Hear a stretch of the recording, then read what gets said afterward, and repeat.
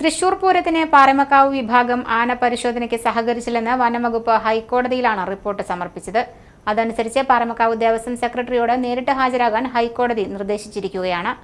ഈ സാഹചര്യത്തിലാണ് പാറമേക്കാവ് ദേവസ്വത്തിന്റെയും സെക്രട്ടറിയുടെയും വിശദീകരണം. തൃശൂർ പൂരത്തിന് പാറമേക്കാവ് വിഭാഗം കൊണ്ടുവന്ന 42 ആനകളെയും വനംവകുപ്പ് വിശദമായി പരിശോധിച്ചിട്ടുണ്ട്. അതിനായി ദേവസ്വവും പൂരം കമ്മിറ്റിക്കാരും എല്ലാ സഹകരണവും ഉദ്യോഗസ്ഥർക്ക് നൽകിയിട്ടുമുണ്ട്.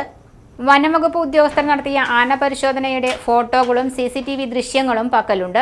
പരിശോധന സമയത്ത് ഉദ്യോഗസ്ഥർ ഒരു അതൃപ്തിയും രേഖപ്പെടുത്തിയിട്ടില്ല. പരിശോധനയ്ക്ക് ശേഷം വനംവകുപ്പ് നൽകിയ സർട്ടിഫിക്കറ്റും ടാഗുമായാണ് ആനകളെ എഴുന്നള്ളിപ്പിച്ചിട്ടുള്ളത്. പിന്നീടുള്ള വനംവകുപ്പ് ഉദ്യോഗസ്ഥരുടെ പ്രതികരണം ആശങ്കയുണ്ടാക്കുന്നതാണ്. ഇത് പൂരം തകർക്കാൻ ഗൂഢനീക്കം നടത്തുന്നു എന്ന ആരോപണത്തിന് ശക്തി പകരുന്നതാണെന്നും പാറമേക്കാവ് ദേവസ്വം സെക്രട്ടറി G. രാജേഷ് പറയുന്നു. ഇതൊക്കെ വളരെ ഇത് പരിശോധിക്കണം. ഈ കാക്കിയിട്ടവരെ മുഴുവൻ ഫോറസ്റ്റ് ഡിപ്പാർട്ട്മെൻറ്റാണ്. ഇത് 4 മണി മുതൽ ഏതാണ്ട് രാത്രി 12 മണി വരെ കൊണ്ട് പരിശോധന കണ്ടിന്യൂസ് ആയിട്ട് നടക്കുകയായിരുന്നു. അതിൻ്റെ CCTV ദൃശ്യങ്ങൾ എല്ലാവർക്കും നിങ്ങൾക്ക് വേണമെങ്കിൽ തരാം. മാത്രമല്ല, കോടതി നിർദ്ദേശപ്രകാരം എത്തിയ അമിക്കസ് ക്യൂറി അടക്കമുള്ളവരുടെ പരിശോധനയ്ക്ക് ശേഷമാണ് തൃശൂർ പൂരത്തിന് ആനകളെ എഴുന്നള്ളിച്ചിട്ടുള്ളത്. ഈ സാഹചര്യത്തിലാണ് വനംവകുപ്പിന്റെ റിപ്പോർട്ട് പൂരം തകർക്കാനുള്ള ഗൂഢനീക്കങ്ങളുടെ ഭാഗമായി ദേവസ്വം കരുതുന്നത്.